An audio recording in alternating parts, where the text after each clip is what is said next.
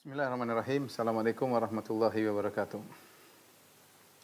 Alhamdulillahi ala ihsani wa syukru lahu ala taufiqihi wa amtinani. Wa asyhadu an la ilaha illallah wahdahu la syarika lahu ta'ziman li sya'ni. Wa asyhadu anna Muhammadan abduhu wa rasuluhu da'ila ridwani. Allahumma salli alaihi wa ala alihi wa ashabi wa ikhwani. Para ikhwan dan akhwat yang dirahmati oleh Allah Subhanahu wa taala, kita lanjutkan pelajaran kita dari tafsir surat Al-An'am. Kita masuk pada ayat ke-102. Pada ayat yang 101 sebelumnya sudah kita singgung, Allah berfirman, Badi'us samawati wal ard anna yakunu lahu waladun wa lam takul lahu sahibah wa khalaqa kulla syai' wa huwa bikulli syai'in alim. Dialah Allah yang telah menciptakan langit dan bumi. Bagaimana mungkin dia punya anak dan tidak mungkin dia punya istri? Dan dia menciptakan segala sesuatu dan dia Maha mengetahui atas segala sesuatu. Setelah itu Allah berkata, Dzalikumullahu rabbukum. Itulah Allah Rabb kalian. Dzalikum, itulah maksudnya tadi yang sudah disebutkan, Al-Mubdi' yang menciptakan langit dan bumi, yang memiliki sifat-sifat yang mulia. Dialah Allah Subhanahu wa taala, ya, yang satu-satunya yang berhak untuk disembah, ya. Satu-satunya yang berhak untuk disembah. Dzalikum yang tadi sudah disebutkan, itulah Allah, Rabbukum, dan itu adalah Rabb kalian. La ilaha illa huwa, tidak ada yang berhak disembah kecuali Allah. Khaliqu kulli syai', dan dia pencipta segala sesuatu. Fa'buduh, maka sembahlah Allah semata. Wa huwa ala kulli syai'i wakil, dan dia adalah pemelihara segala sesuatu. Di sini Allah Subhanahu wa taala menyebutkan berbagai macam dalil rububiyah, ya. Dan juga tentang sifat-sifatnya yang menunjukkan bahwasanya Allah semata yang berhak untuk disembah. Pertama Allah mengatakan dzalikumullah, dialah Allah tadi, Mubdi' Badi'us samawati wal ardi, menciptakan langit dan bumi. Wa huwa bikulli syai'in alim, yang Maha mengetahui segala sesuatu, asma sifat, sifat-sifat Allah yang Maha sempurna. Kemudian dialah pencipta langit dan bumi, ya. Rabb kalian, dialah yang menciptakan kalian. Oleh karenanya la ilaha illa huwa, tidak ada yang berhak disembah kecuali Allah. Khaliqu kulli syai', dia mencipta segala sesuatu. Fa'buduh, maka sembahlah Allah semata. Maka sembahlah Allah semata. Allah memiliki rububiyah, mengkonsekuensikan dia berhak untuk disembah. Ketika dia esa dalam rububiyah, maka dia sendiri yang berhak untuk disembah. Saya ulangi, Allah Subhanahu wa taala memiliki rububiyah, menciptakan, mengatur dan yang lainnya, maka dia berhak untuk disembah. Seandainya ada zat lain bersama Allah yang ikut mengatur, ikut menciptakan, maka zat lain tersebut juga punya hak untuk disembah. Tetapi ketika Allah esa bersendirian dalam penciptaan, pengaturan alam semesta, maka dia pun fa'budu, hanya dia sendiri yang berhak untuk disembah, diibadahi. Wa huwa ala kulli syai'in wakil, dan dia Maha melihara segala sesuatu. Setelah itu Allah berfirman, terus Allah masih berdalil dengan bagaimana keagungan Allah untuk menunjukkan dia sendiri yang berhak disembah. La tudrikuhul absar wa huwa yudrikul absar wa huwa latiful khabir. Kata Allah Subhanahu wa taala, Allah tidak diliputi oleh penglihatan, dan dia meliputi segala penglihatan. Wa huwa latiful khabir, dan dia Maha halus lagi Maha mengetahui, ya. Perhatikan ini ayat.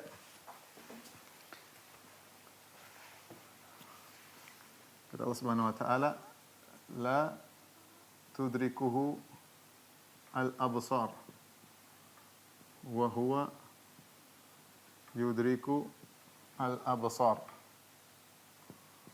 wa huwa al-latiful khabir.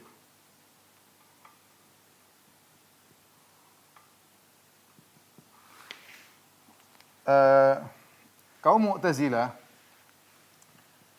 jadi al-idrak,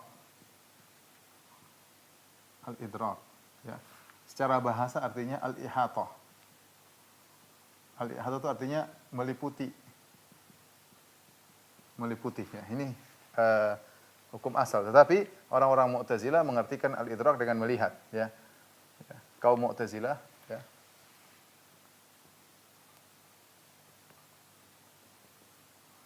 berdalil dengan ayat ini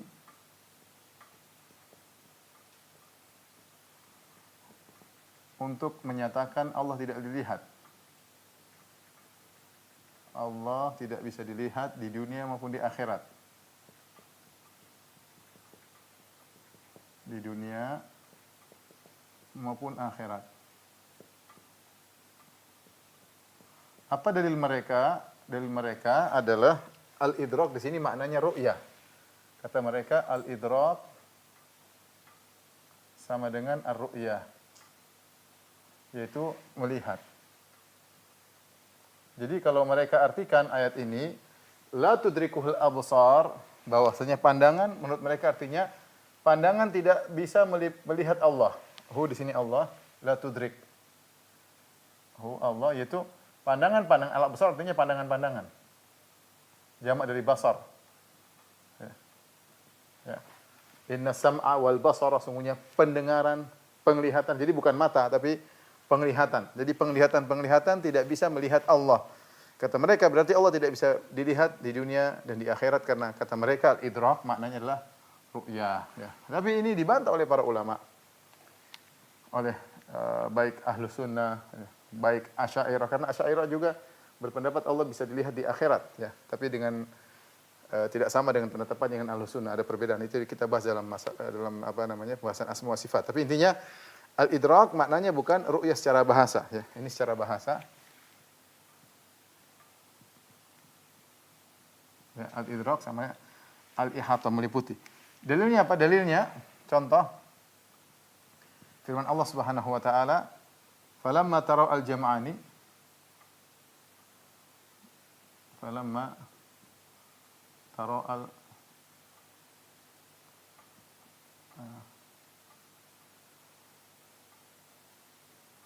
al-jam'ani qala ashabu Musa inna lamudrakun. Artinya ketika telah saling melihat, taro'a ketika saling melihat dua kumpulan. Maksudnya apa? Yaitu kumpulan Nabi Musa dengan kumpulannya Fir'aun. Ketika sahabat-sahabat Nabi Musa atau rombongan Nabi Musa terjebak di hadapan Laut Merah, mereka sudah tidak bisa maju lagi karena depan mereka Laut Merah. Sementara di belakang mereka ada pasukannya Fir'aun.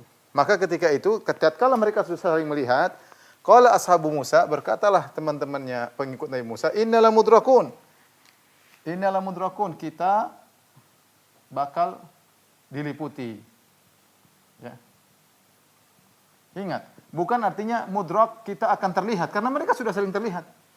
Kalau idrak artinya terlihat, maka tidak pas, karena ayat ini maksudnya idrak, mereka sudah melihat, tapi mereka tidak bisa meliputi, ya. Artinya tidak bisa ketangkap. Maka ketika itu sahabat Nabi Musa mengatakan, innala mudrakun, kita bakalan terliputi, bakalan tertangkap. Maka Nabi Musa mengatakan, kalla, sekali-sekali tidak. Inna ma'iya rabbi sayahdin.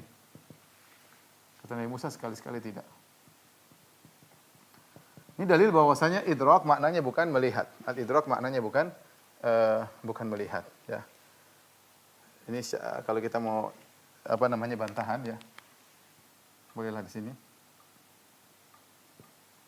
Ini pertama, secara bahasa al-idrak artinya meliputi, bukan melihat. Kemudian yang kedua, lanjutan ayat, kata Allah Subhanahu wa taala, wa huwa yudrikul absar. Wa huwa yudriku al-absar. Di sini juga idrak, dan Allah, dan artinya dan Allah meliputi seluruh penglihatan. Ya, penglihatan. Bukan Allah melihat penglihatan, karena penglihatan itu suatu yang abstrak. Al-absar artinya penglihatan, bukan yang dilihat, tapi penglihatan. Penglihatan. Nah, kalau kita artikan idrak artinya melihat, berarti Allah melihat seluruh penglihatan. Bukan, maknanya Allah meliputi segala penglihatan. Maka idrak di sini juga maknanya ilhatah. Idrak di sini ayat selanjutnya maknanya juga al-ihatah. Dan ini disebutkan oleh Syekh Abdurrahman bin Nasir Sa'di. Kemudian bantahan yang ketiga, ini ayat sedang memuji Allah. Sedang memuji Allah, dalam rangka memuji Allah. Nah, sesuatu tidak terlihat itu bukan pujian. Tidak terlihatnya sesuatu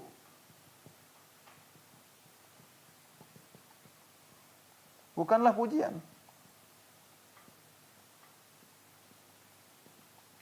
Bukanlah pujian, ya. sesuatu yang tidak ada juga tidak terlihat. Ya. Jadi bukan Allah tidak memuji dirinya dengan tidak terlihat, tidak. Tetapi maksudnya Allah terlihat tapi tidak bisa terliputi. Tetapi maksudnya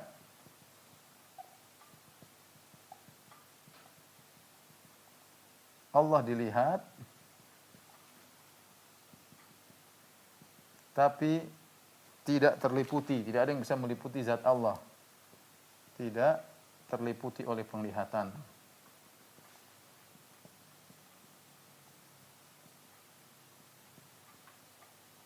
Karena datang dalam sebagian asar dalam tafsir ayat ini sebagian salaf ketika menafsirkan ini mengatakan mereka salaf tersebut mengatakan, saya lupa sahabat siapa ya, tapi sahabat mengatakan lihatlah langit. Apa kau lihat langit? Iya. Ra'aita sama, kau lihat langit? Iya. Hal ahata biha, apa kau meliputi seluruh langit? Enggak bisa.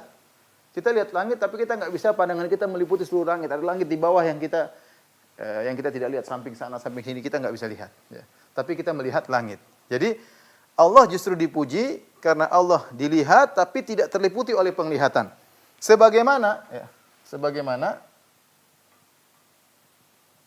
Allah ya, sebagaimana Allah diilmui, diketahui tapi tidak bisa diliputi segala tentang Allah. Tapi tidak terliputi segala tentang Allah. Makanya Allah mengatakan wala yuhituna bihi ilma dalam Al-Qur'an dalam ayat kursi wala yuhituna bihi ilma. Artinya apa? Tidak ada ilmu yang bisa meliputi Allah. Kita tahu tentang Allah, tapi apakah ilmu kita meliputi segala tentang Allah? Kita enggak tahu. Tapi kita tahu tentang Allah. Tahu tapi tidak terliputi. Contohnya Allah dipuji tapi tidak bisa dipuji secara keseluruhan. Allah dipuji tapi tidak ada yang mampu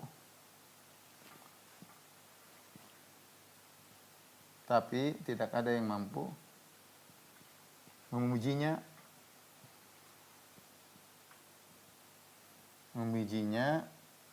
secara sempurna. Makanya Nabi SAW mengatakan dalam hadisnya, la uhsi thana'an alaik, la uhsi thana'an alaik, anta kama athnaita ala nafsik. Jadi setelah Nabi memuji Allah, Nabi mengatakan, ya Allah, aku tidak bisa memuji engkau seluruhnya. Oh, situ aku tidak bisa memuji engkau dengan seluruh pujian. Engkau terpuji sebagaimana pujianmu terhadap diri sendiri. Artinya yang bisa memuji engkau secara sempurna hanyalah engkau sendiri. Inilah sisi pujian Allah Subhanahu wa taala. Sebagaimana Allah dipuji tapi tidak ada yang bisa meliputi pujian kepada Allah, sebagaimana Allah diketahui tapi tidak ada ilmu yang bisa meliputi segala tentang Allah. Demikian juga Allah terlihat tapi tidak ada mata yang bisa meliputi segala zat Allah. Dan ini kenapa kita menafsirkan demikian? Karena terlalu banyak dalil yang menunjukkan Allah bisa dilihat di surga kelak. Allah bisa dilihat. Terlalu banyak dalilnya, dalil mutawatir dalam Al-Qur'an. Kita tidak sedang bahas hal tersebut. Kemudian kita sebutkan bahwasanya dalil kalau Allah terlihat adalah suatu yang mustahil, sebagaimana perkataan orang-orang Mu'tazilah, Allah terlihat suatu yang mustahil. Kenapa para sahabat ada yang bertanya kepada Nabi, ya Rasulullah, hal ra'aita rabbak? Wahai Nabi, apa kau lihat Allah pada waktu Isra Mi'raj? Kalau itu perkara mustahil, enggak mungkin sahabat tanya kepada Nabi. Makanya ketika itu mungkin mereka tanya, ya Rasulullah, apakah engkau lihat? Nabi mengatakan, nurun ana arahu. Aku tidak bisa lihat karena cahaya yang menghalangi.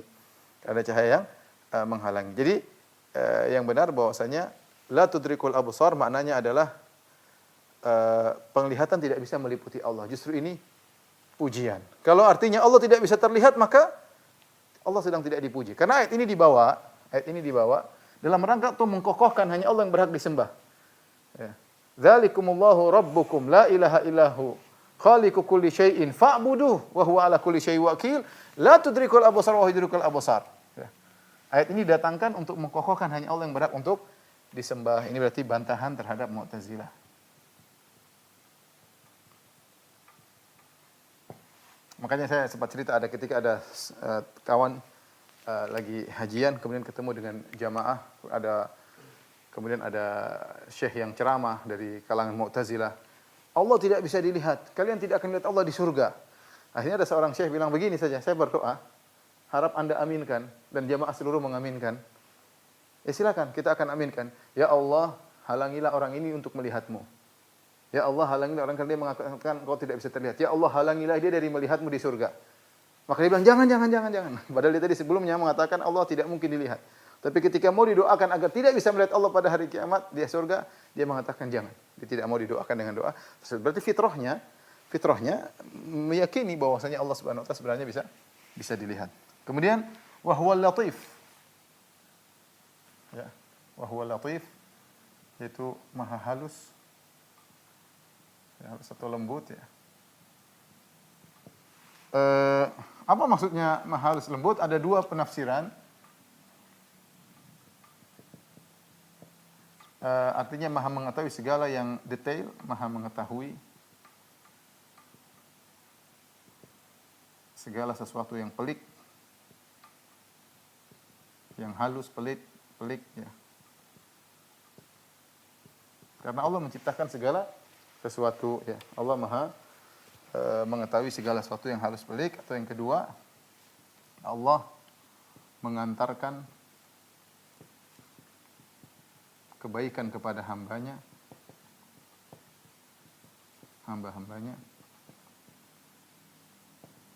secara halus, tidak disadari oleh sang hamba.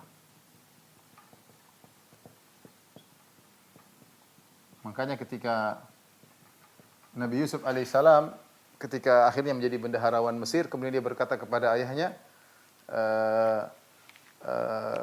hadza apa namanya, dia mengatakan ya abati hadza ta'wilu ru'yaya qabla min qabla qad ja'alaha rabbi haqqan. Kemudian di akhir ayat kata dia, inna rabbi latiful lima yasha. Sungguhnya Rabbi latif. Allah Maha lembut. Artinya Allah membawakan kebahagiaan bagi Nabi Yusuf dengan perlahan ya. Seakan-akan dia sedang menuju kepada kesengsaraan, tapi ternyata itu menuju kepada kebaikan. Ini namanya latif. Ya. Dari dia dibuang oleh saudara-saudaranya di sumur, kemudian dijual sebagai budak, kemudian dijadikan pembantu, kemudian dipenjarakan, tertuduh mau berzina, dan akhirnya ujungnya menjadi bendaharawan Mesir, menjadi orang terpandang. Oleh karenanya betapa sering Allah membawa kebaikan kepada kita, tidak kita rencanakan, tidak kita pikirkan, ya, tahu-tahu kebaikan itu datang. Bahkan datang dalam perkara yang terkadang tidak kita sukai, tidak kita harapkan. Karena kita tidak tahu endingnya bagaimana, tidak tahu ujungnya bagaimana. Kita enggak pingin. Tahu-tahu ternyata itu semua menuju kepada kebaikan. Allah latif. Allah mengantarkan kepada kita kebaikan yang terkadang tidak kita inginkan, ternyata Allah paksa kita dengan cara yang halus, tidak kita sadari, endingnya adalah kebahagiaan. Al-Khabir maknanya mirip dengan Al-Latif dari sisi ini. Sama dengan Al-Latif. Jadi Latif ditafsirkan dengan dua penafsiran. Penafsiran pertama mengetahui segala yang halus atau pelik. Al-Khabir pun demikian. Al-Khabir maksudnya maha mengetahui yang detail.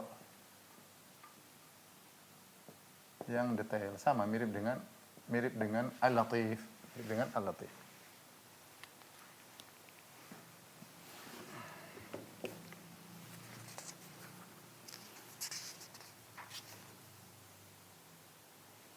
Kemudian Allah Subhanahu wa taala berfirman, "Qad ja'akum basairu min rabbikum, faman absara falinafsihi wa man 'amiya fa'alaiha wa ma ana 'alaikum bihafidh." Kata Allah, sungguh telah datang dari Tuhanmu bukti-bukti yang terang.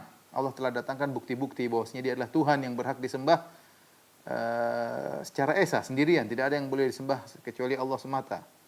Dan Allah telah datangkan bukti-bukti. Jadi bukti banyak, Allah yang mencipta, Allah yang ini, Allah yang anu, banyak sekali buktinya, ya. Tanda-tanda yang jelas, mukjizat-mukjizat, kemudian isi dari kandungan Al-Qur'an, ya. Banyak syariat yang begitu luar biasa yang menunjukkan ini semua datang dari Rabbul Alamin. Faman absara falinafsihi, barang siapa yang bisa melihat kebenaran tersebut adalah untuk dirinya, bukan untuk orang lain, untuk dirinya. Wa man amiya fa'alaiha, barang siapa yang buta, ya, maka kemudaratan akan kembali kepadanya. Dan buta maksudnya dia sombong, ya. Kenapa? Karena sudah datang di depan dia tidak mau lihat. Bukan dia buta tidak terlihat, tidak bisa melihat, tapi dia tidak mau lihat. Ya, karena sudah datang, kata Allah, qad ja'akum basairu min rabbikum, telah datang banyak petunjuk. Faman absara, siapa yang mau lihat, mempelajari, mengambil manfaat untuk dirinya sendiri, bukan untuk Allah. Ya. Ya, seorang wa may yashkur fa inna ma yashkuru li nafsi. Barang siapa bersyukur untuk dirinya sendiri. In ahsantum ahsantum li anfusikum. Wa in asa'ta falaha. Kalau kalian berbuat kebajikan maka untuk diri kalian sendiri. Kalau kalian buat keburukan untuk diri kalian sendiri. Wa man amiyah, kata Tahir bin Asyur, wa man amiyah, barang siapa yang buta, itu maksudnya sombong, angkuh. Dia bukan tidak datang kebenaran, datang, dia sudah lihat tapi tidak mau lihat. Jadi kalau bahasa kita, barang siapa membutakan matanya sendiri. Depan kebenaran, depan dia. Dia tidak mau lihat. Fa'alaiha, maka kemudaratan kembali kepadanya. Wa ma ana 'alaikum bihafidh, dan aku tidak bisa, bukan sekali-sekali penjaga kalian. Bukan sekali-sekali penjaga kalian. Hafidh maksudnya menjaga, ya. Di sini ada dua tafsiran disebutkan oleh Al-Qurtubi rahimahullahu taala, yaitu aku tidak bisa menjaga kalian dari azab Allah. Kalau kalian ternyata membutakan diri kalian, tidak mau melihat ayat-ayat Allah, tidak mau belajar, aku tidak bisa menjaga kalian dari turunnya azab Allah kepada kalian di dunia maupun di akhirat. Yang kedua maknanya bihafidh, yaitu aku tidak bisa menguasai amalan kalian. Tugasku hanyalah untuk memberi nasihat kepada kalian. Adapun mencatat amal kalian, mempertimbangkan dan yang lainnya, menghisap, itu bukan urusanku. Aku hanyalah seorang rasul yang tugasnya adalah memberi peringatan kepada kalian, basyiran wa nadhira, memberi kabar gembira dan memberi peringatan. Bukan untuk mencatat amal kalian, bukan untuk menghisap, mengaudit, bukan urusanku. Ini makna wa ma ana 'alaikum bihafidh, dua makna ya. Yang pertama tadi yang penting saya sudah sampaikan, kalau ada turun azab aku tidak bisa menjaga kalian dari azab tersebut. Yang kedua, bukan tugasku adalah mencatat seluruh amalan kalian, itu urusan Allah. Aku hanyalah rasul, ya. Aku tidak mampu untuk mencatat amal kalian. Aku adalah seorang rasul untuk memberi peringatan. Kemudian kata Allah Subhanahu wa taala, "Wa kadzalika nusarriful ayati wa liyaqulu darasta wa linubayyinahu liqaumi ya'lamun." Dan demikianlah kami mengulang-ulangi ayat-ayat kami supaya orang-orang yang beriman mendapat petunjuk, dan mengakibatkan orang-orang musyrik mengatakan kamu telah mempelajari ayat-ayat itu dari ahlul kitab, dan supaya kami menjelaskan Al-Quran itu kepada orang-orang yang mengetahui. Ini Allah menjelaskan, wa kadzalika nusarrif, tasrif yaitu penjelasan dengan berbagai macam model. Jadi Allah Subhanahu wa taala ketika menjelaskan ayat-ayat Allah dengan berbagai macam model penjelasan, dengan menjelaskan tentang kisah, dengan menjelaskan tentang surga dan neraka, tentang ayat-ayat hukum. Kemudian terkadang Allah memberikan mukjizat-mukjizat dan banyak hal, cara penyampaian dalil kepada kaum musyrikin Arab tatkala itu.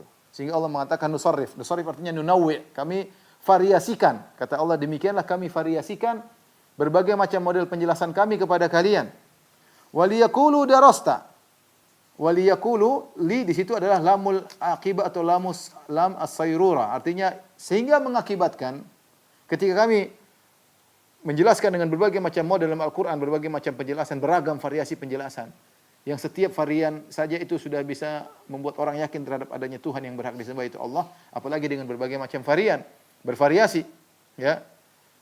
Waliyaqulu darasta. Akhirnya mengakibatkan mereka berkata, ini Al-Quran Muhammad ini sudah belajar. Kok bisa dia menjelaskan dengan berbagai macam model? Itu maksudnya ini. Kok bisa datang Al-Quran dengan...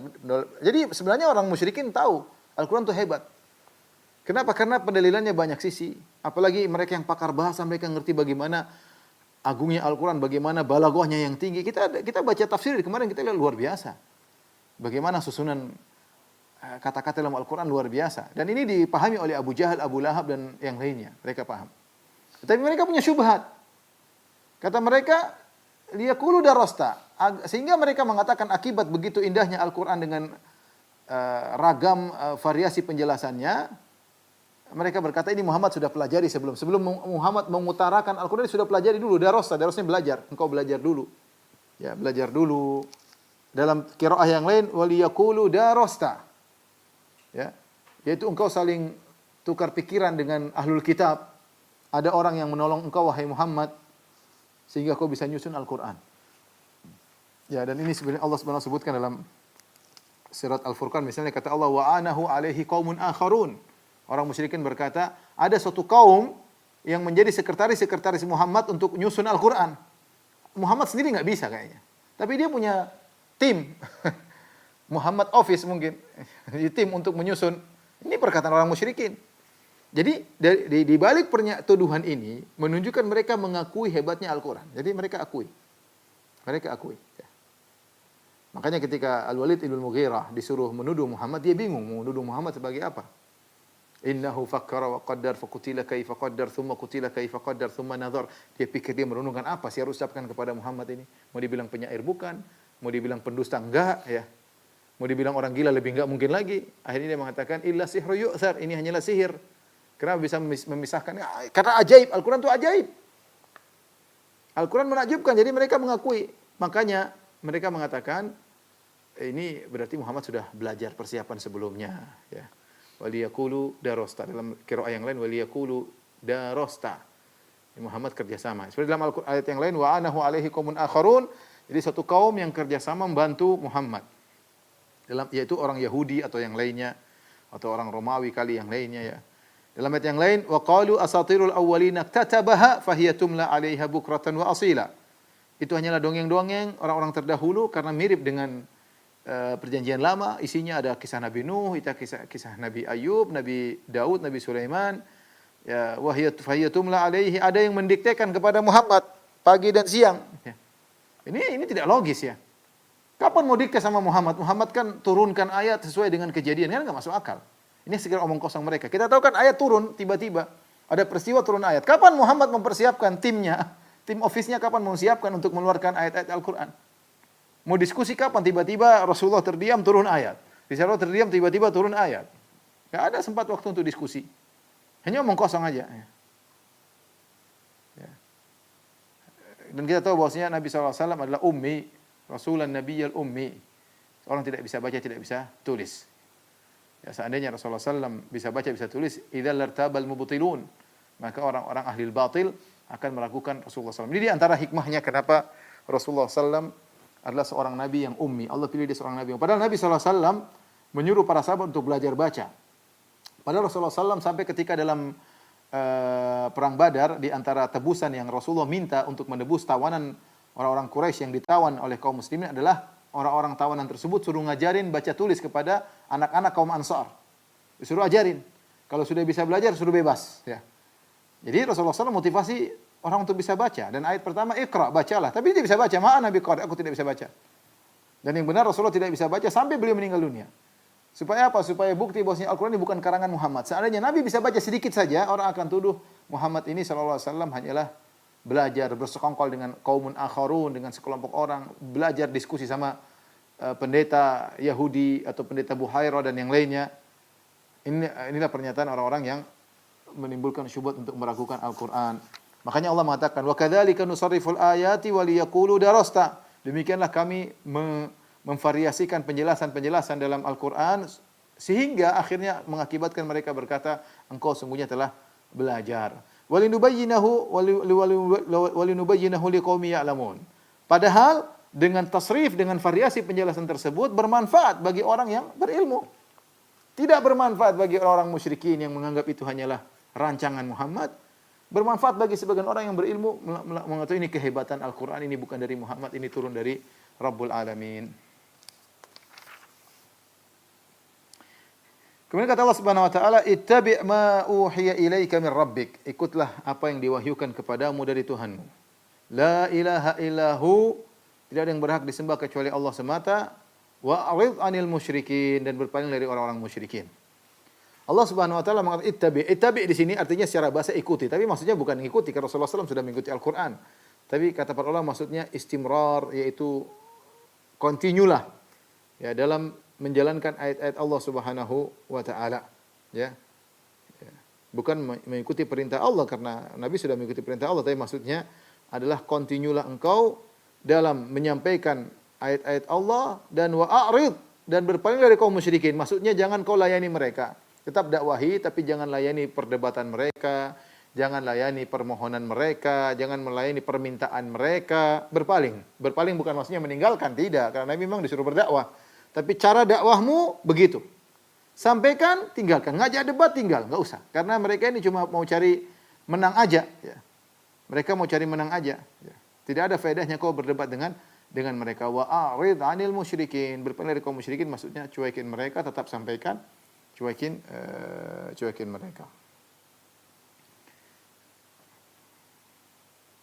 Kemudian kata Allah Subhanahu wa taala, "Walau sya'allahu ma asyraku." Perhatikan ini. Kalau Allah berkehendak, niscaya mereka tidak mensekutukan Allah, tidak berbuat syirik. Wa ma ja'alnaka 'alaihim hafidha. Dan kami tidak menjadikan engkau sebagai pemelihara bagi mereka. Wa ma anta 'alaihim biwakil. Ya, dan engkau bukanlah pengurus mereka, wahai Muhammad sallallahu alaihi wasallam. Di sini Allah jelaskan, ya, ini sebenarnya ada hiburan bagi Nabi sallallahu alaihi wasallam. Ya, Nabi sudah berusaha berdakwah. Al-Quran turun dengan berbagai macam metode pembelajaran, variasi yang begitu banyak. Tapi mereka tetap musyrik. Maka Allah jelaskan itu sudah takdir. Walau sya'allahu ma asyraku. Kalau Allah berkehendak, mereka tidak akan berbuat kesyirikan. Jadi mereka syirik sudah dikehendaki oleh Allah. Ini sudah takdir. Kita tahu semua yang terjadi ditakdirkan oleh Allah Subhanahu wa taala. Ini bantahan kepada orang Qadariyah yang mengatakan bahwasanya keburukan tidak ditakdirkan oleh Allah. Kita beriman kepada takdir. Wa nu'minu bil qadar khairihi wa syarrihi.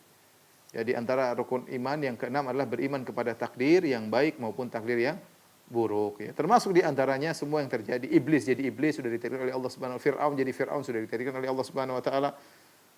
Tapi tugas kita adalah berusaha. Bukan berarti ketika Allah mengatakan kami sudah mentakdirkan mereka musyrik berarti Muhammad tidak usah berdakwah. Enggak. Rasulullah tetap disuruh berdakwah. Tetapi ketika sudah di penghujung mereka tidak mau beriman, maka Allah hiburin Nabi SAW, kelipur lara, katakan Allah, ya sudahlah.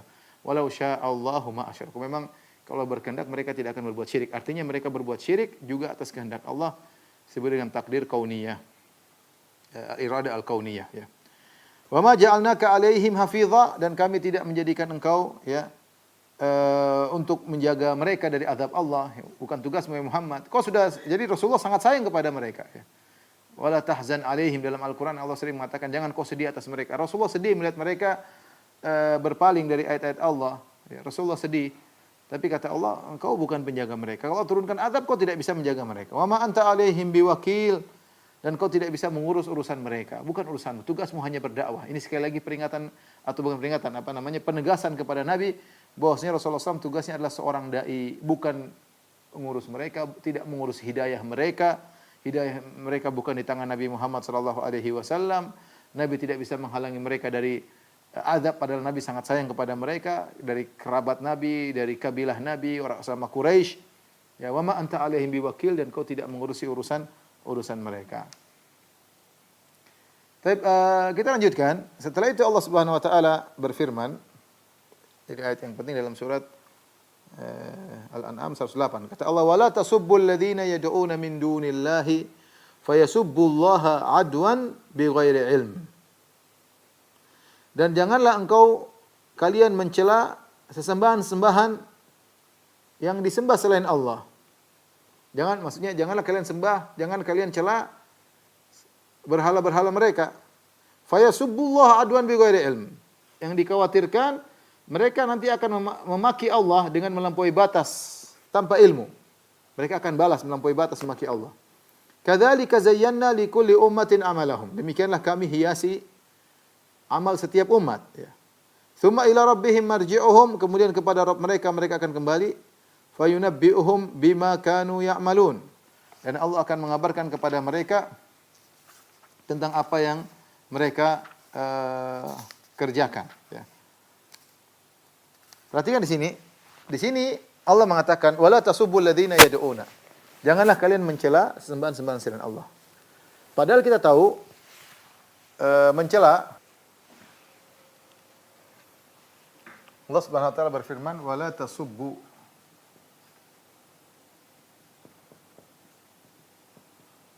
yad'una min dunillah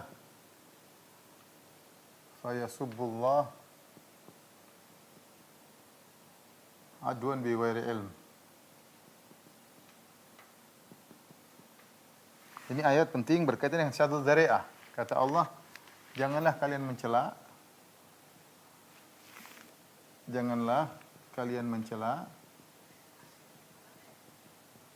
sesembahan-sembahan selain Allah.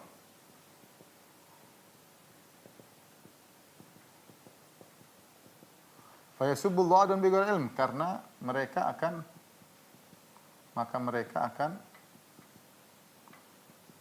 mencela Allah dengan melampaui batas, memaki, mencela Allah dengan melampaui batas tanpa ilmu.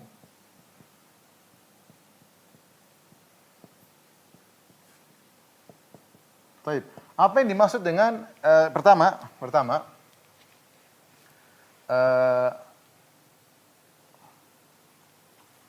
mencela ada dua model. Yang pertama dua model. Menghina tanpa dalil. Yang kedua, merendahkan atau menjelaskan kekurangan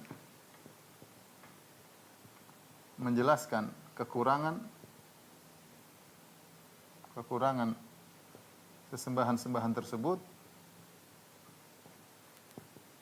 dengan dalil. Ini asalnya dituntut. Ini hukum asalnya dianjurkan. Dan ini dalam Al-Quran banyak ya.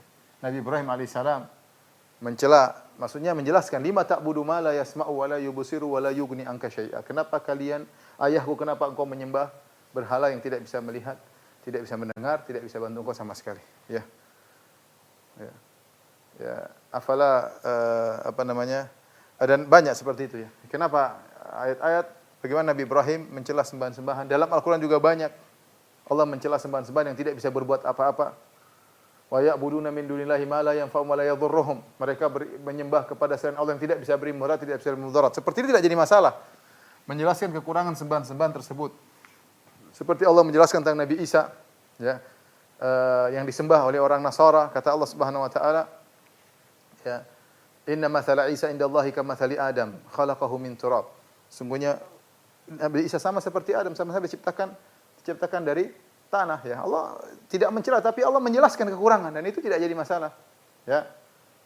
Allah menjelaskan bahwasanya Nabi Isa dan ibunya wa ummuhu siddiqah kana ya'kulani ta'am.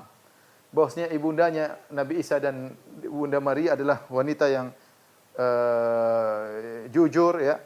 Kemudian kata Allah kana ya'kulani ta'am, keduanya makan makanan tidak pantas untuk disembah ya. Jadi menjelaskan kekurangan sembahan-sembahan ini masalah. Sebagaimana kalau kita berdakwah kita jelaskan tentang sembahan yang tidak berhak disembah, kita jelaskan. Tapi lain dengan menghina tanpa dalil. Ini namanya kurang sopan seperti ini. Ini tidak sopan. Ya, sekedar memaki-maki tanpa ada dalil, tanpa ada penjelasan, ini tidak diperbolehkan. Ini disindir oleh Tahir bin Asyur dalam tafsirnya. Kalau ini tidak boleh secara mutlak. Tidak boleh secara mutlak ya. Kita hanya apa itu misalnya apalah, saya enggak ingin sebutin, tapi maksudnya kita mencela tanpa ada tujuan, tanpa ada pendalilan, hanya sekedar maki-maki. Nah, kenapa? Karena kalau maki-maki semua orang bisa. Kita orang Islam bisa maki-maki, non muslim juga bisa maki-maki, bahkan mungkin makian mereka lebih hebat daripada kita, ya. Tapi kita bukan begitu, kita menjelaskan tauhid. Memang konsekuensi dari menjelaskan tauhid adalah menjelaskan kekurangan sembahan-sembahan Allah. Itu mau tidak mau harus kita jelaskan. Maka kalau maksudnya mencela adalah seperti ini, maka ini tidak sopan dan karena tidak ada manfaatnya dalam berdakwah ya. Tetapi kalau ini dianjurkan. Ini pun kata para ulama, lihat sikon. Ya. Lihat situasi dan kondisi ya. Jika ternyata ada suatu masa di mana kita menjelaskan kekurangan Tuhan-Tuhan mereka, akhirnya mereka mencela Allah, ya, maka tidak dianjurkan dalam rangka satu dzari'ah, ya. Jika mengakibatkan pencelaan kepada Allah, maki Allah, ya, maka tidak dianjurkan.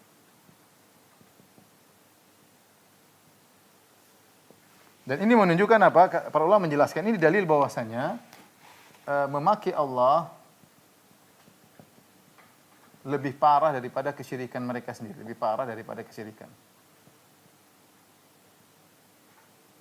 Dan ini bisa saja dalam kondisi tertentu kemudian ada non muslim yang mencaci maki Allah maka ya sudah kita berhenti. Jangan kita bicara yang lain. Kita bicara lain dengan tata cara yang lain. Karena mereka mencaci maki Allah tanpa ilmu dan berlebihan.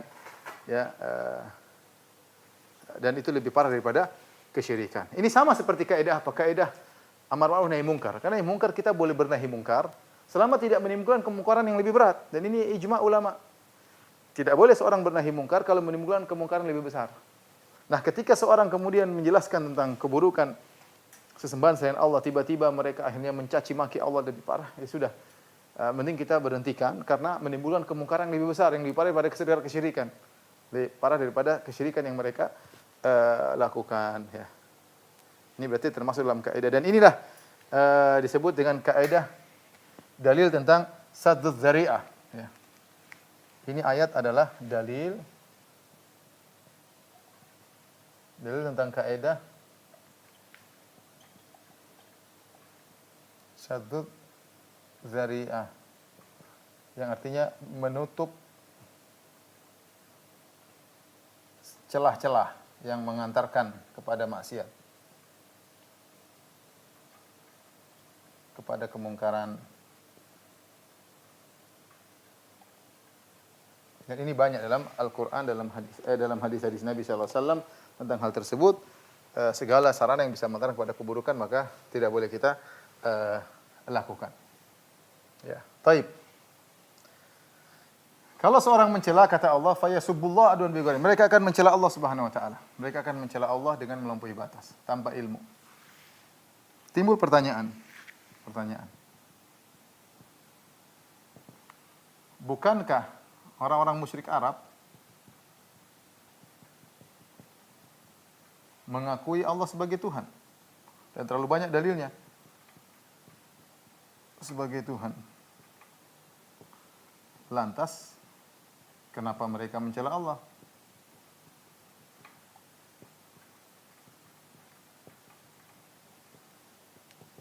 Ini dibahas oleh para ulama, karena ini hal yang membuat mereka bingung, ya bukan bingung, tapi dibahas oleh para ulama. Kenapa mereka harus mencela? Kalau mereka tahu, mereka mengatakan, "Ma na'buduhum illa liyuqarribuna ila zulfa." Kami tidak menyembah berhala kami kecuali untuk mendekatkan kami kepada Allah. Kalau ditanya, siapa yang menciptakan kalian? Wala in sa'altum man khalaqas samawati wal ard? Man khalaqahum? Siapa yang menciptakan langit dan bumi? Siapa yang menciptakan mereka? Mereka jawab Allah. Lantas kenapa mereka mencela Allah? Maka ada beberapa pendapat, ya. Beberapa pendapat. Kenapa mereka bisa mencela Allah Subhanahu wa taala? Yang pertama dikatakan ini maksudnya musyrikin dahriyah. Musyrikin dahriyah yang tidak mengakui adanya Allah, ya. Tapi ini jawabannya agak jauh. Namun ini kurang tepat. Kenapa? Karena mereka menyembah. Makanya jangan menyembah sembahan mereka agar mereka tidak mencela. Jangan mencaci maki sembahan mereka agar mereka tidak mencela Allah Subhanahu wa taala. Ada yang mengatakan mencela Rasul, maksudnya agar mereka tidak mencela Rasul. Tidak mencela, memaki Rasul. Memaki Rasulullah. Karena memaki Rasulullah SAW sama dengan maki Allah. Ini pendapat keduanya Ar-Razi, namun ini juga kurang tepat karena mereka sudah mencaci maki Rasulullah SAW dari awal. Ya, Rasulullah SAW orang gila lah, dari awal mereka sudah caci maki Rasul. Dua pendapat ini kurang tepat. Ada yang mengatakan bahwasanya ini pendapat Tahir bin Asyur, kalau ini keduanya dari Ar-Razi. Tahir bin Asyur mengatakan maksudnya mereka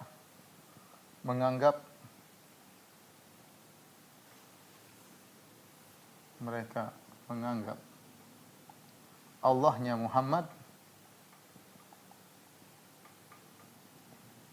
adalah setan, ya. Ya, bukan Allahnya mereka.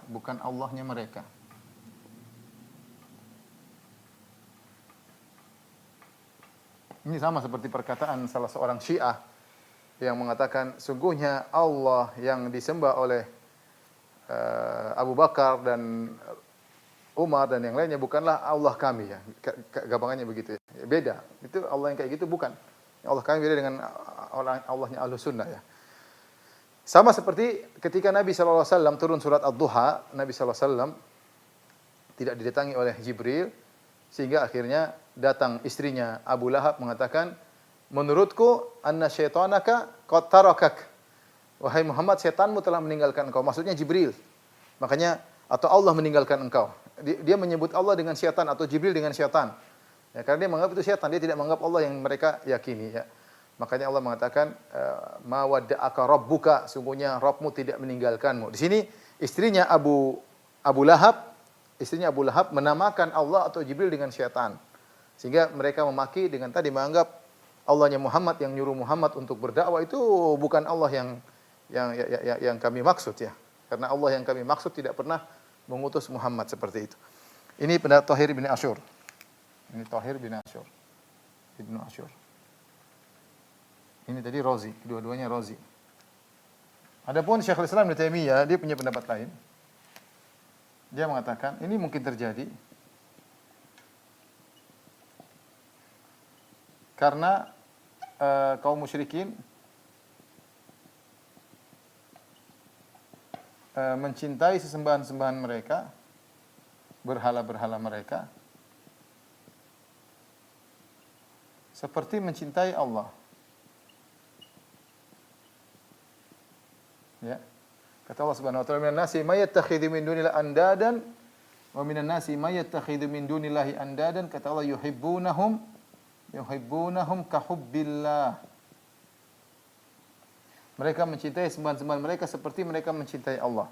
Walladzina amanu asyaddu hubban lillah, adapun orang-orang beriman lebih cinta kepada Allah. Ketika mereka mencintai berhala-berhala seperti mencintai Allah, nah ketika berhala-berhala mereka dipermasalahkan, maka mereka bisa saja mempermasalahkan Allah Subhanahu wa taala karena kecintaan kepada berhala. Ini mungkin saja terjadi. Ini pendapat Syekhul Islam Ibnu Taimiyah rahimahullahu taala.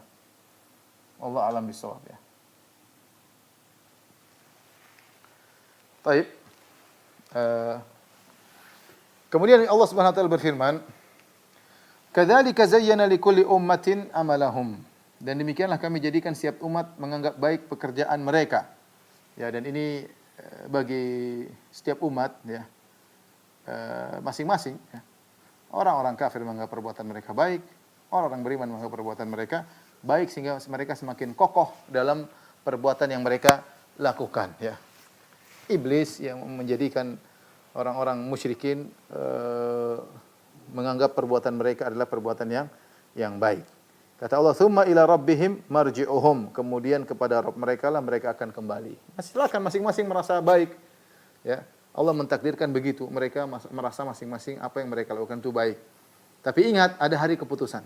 "Tsumma ila rabbihim marji'uhum." Semuanya akan kembali, yang kafir, yang musyrik, yang muslim, yang mukmin akan kembali kepada Allah. Fayunabbi'uhum bima kanu ya'malun, dan Allah akan mengabarkan kepada mereka atas apa yang mereka kerjakan. Ya. Baik. Ibnu Abbas berkata, "Kadzalika zayyana likulli ummatin amalahum." Demikianlah kami hiasi setiap umat amal perbuatan mereka, yaitu kami hiasi bagi mereka amal mereka. Kata Ibnu Abbas, "Zayyana li ahli ta'ati ta'ah." Kami hiasi bagi pelaku ketaatan mereka kami hiasi. Wali ahlil kufri al-kufra, dan kami hiasi kekufuran bagi pelaku kekufuran ya. Sama seperti firman Allah, yudhillu may yasha' wa yahdi may yasha'. Allah menyesatkan siapa yang Allah kehendaki dan Allah beri hidayah kepada siapa yang Allah kehendaki. Ini semua bantahan terhadap Qadariyah. Qadariyah mengatakan Allah tidak mentakdirkan keburukan. Kita Ahlussunnah mengatakan Allah mentakdirkan segala keburukan, keimanan, kekufuran, iblis, Jibril, Fir'aun, Musa, Muhammad sallallahu alaihi wasallam, Abu Jahal, semuanya sudah ditakdirkan oleh Allah Subhanahu wa taala. Hanya takdir itu yang tahu hanya Allah Subhanahu wa taala. Tugas kita adalah menjalankan hukum sebab dan akibat. Sebab akibat, jika ingin berbuat masuk surga maka berbuat kebaikan, jika ingin masuk neraka silakan berbuat kemaksiatan, dan kita sama sekali tidak ada yang maksa kita. Tidak ada yang maksa kita didorong ke kesyirikan, tidak ada. Kita bebas melakukan apa yang kita kehendaki. Sebagaimana kita bebas mau kemana, bebas mau pilih makanan, bebas mencari pekerjaan. Kita juga bebas milih iman dan kufur, meskipun semuanya sudah ditakdirkan. Taib, ayat berikutnya, insyaallah 2 ayat lagi. Ya. Allah Subhanahu wa taala berfirman, "Wa aqsamu billahi jahda aimanihim." Ya. Mereka bersumpah dengan nama Allah dengan segala kesungguhan. Jahda aiman itu sungguh-sungguh mereka bersumpah. La in ja'atuhum ayatun la yu'minunna biha. Kalau datang kepada mereka ayat, mereka akan beriman. kepada ayat tersebut. Beriman kepada Allah. Qul innamal ayatu indallah. Katakanlah bahwasanya mukjizat-mukjizat itu hanya di sisi Allah Subhanahu wa taala. Wa may yus'irukum anna idza ja'at la yu'minun. Ya. Dan apakah yang beritahukan kepadamu apabila telah datang mukjizat mereka ya tidak akan beriman, ya. Jadi di sini mereka menuntut kepada Nabi sallallahu alaihi wasallam, "Wahai Muhammad, datangkan mukjizat. Bikin begini, bikin begitu. Kalau datang kita akan beriman." Ya. Dan mereka bersumpah, demi Allah, kami akan kami akan beriman kalau kau datangkan mukjizat yang kami minta. Tapi percuma. Ya. Kata Nabi, Allah suruh katakan, "Qul innamal ayatu indallah." Katakanlah kepada mereka yang berhak menurunkan mukjizat Allah bukan saya hanya rasul. Allah kasih mukjizat ya kasih, kalau enggak ya enggak. Kalau Allah tidak menuruti kemauan kalian terserah Allah Subhanahu wa taala. Tugasku hanya menyampaikan.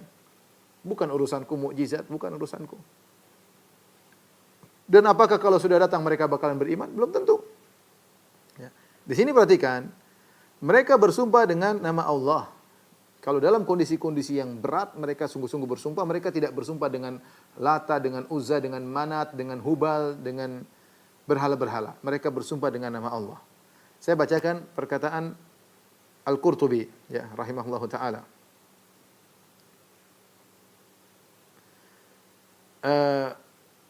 Wa dzalika annahum kanu ya'taqiduna anna Allah huwal ilahul a'zam. Kenapa mereka bersumpah dengan nama Allah kalau dalam kondisi sungguh-sungguh? Kata Al-Qurtubi rahimahullah, karena mereka meyakini Allah adalah sesembahan yang teragung. Wa anna hadhil alihata innama ya'budunaha dhannan minhum annaha tuqarribu ilallahi zulfa. Adapun sembahan-sembahan yang mereka sembah ini, kenapa mereka sembah? Karena mereka menyangka sembahan-sembahan ini akan mendekatkan mereka kepada Allah. Kama akhbaru anhum biqaulihi ta'ala, sebagaimana Allah kabarkan tentang mereka, mereka berkata, "Ma na'buduhum illa liqarribuna ilallahi zulfa." Kami tidak menyembah mereka kecuali untuk mendekatkan kami kepada Allah. Wa kanu yahlifuna bi abahim wal bil asnam bi ghairi dzalik. Mereka padahal terbiasa bersumpah dengan patung-patung mereka, dengan nenek moyang mereka, dengan berhala-berhala mereka dan sumpah-sumpah dengan yang lainnya. Wa kanu yahlifuna billahi ta'ala, mereka juga bersumpah dengan nama Allah Subhanahu wa taala.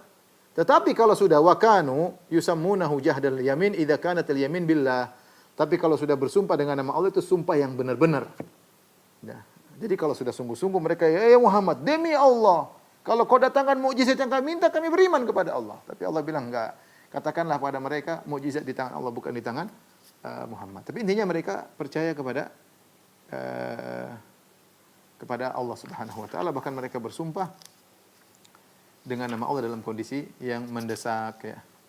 Kemudian ayat terakhir yang kita bahas pada malam hari ini firman Allah Subhanahu wa taala, "Wa nuqallibu afidatahum wa absarahum kama lam yu'minu bihi awwala marrah wa nadharuhum fi tughyanihim ya'mahun." Dan begitu pula kami palingkan hati dan penglihatan mereka seperti mereka belum pernah beriman kepada Al-Quran pada permulaannya. Dan kami biarkan mereka bergelimang dalam kesesatan yang sangat. Ya. Di sini Allah membolak-balikkan hati mereka sehingga mereka tidak beriman. Kenapa? Kamalam yu'minu bihi awwala marrah. Sebagaimana mereka tidak beriman sebelumnya. Dan ini bahaya. Kalau orang melakukan kekufuran bisa mendatangkan kekufuran yang lain. Jika orang melakukan kemaksiatan bisa mendatangkan kemaksiatan yang lain. Falamma zagu azagallahu qulubahum. Tatkala mereka menyimpang, Allah simpangkan hati mereka. Sebagaimana mereka tidak beriman di awal, Allah palingkan mereka lebih parah lagi.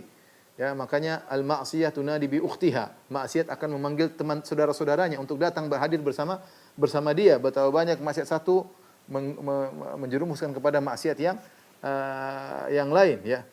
Dan ayat-ayat seperti ini banyak, hadis-hadis juga banyak. Oleh karena seorang waspada jika dia bermaksiat segera dia bertobat kepada Allah Subhanahu wa taala, jangan sampai mengakibatkan timbul maksiat yang lain. Lihatlah mereka ketika awal mereka menolak Al-Qur'an, akhirnya dipalingkanlah hati mereka, pendengaran mereka sehingga mereka semakin tidak beriman. Kata Allah, "Wa nadharuhum fi tughyanihim ya'mahun." Kami biarkan mereka dalam sikap mereka melampaui batas, ya. Dalam kondisi bergelimang dalam kesesatan, ya. Yang menunjukkan bahwasanya orang yang berlebih-lebihan dalam kesesatan maka membuat dia menjadi buta, ya, sulit untuk mendapatkan hidayah dan iman. Wallahu a'lam bishawab. Demikian saja kajian kita. Insyaallah kita lanjutkan pada kesempatan yang lain. Kurang lebihnya saya mohon maaf. Wabillahi taufiq wal hidayah. Assalamualaikum warahmatullahi wabarakatuh.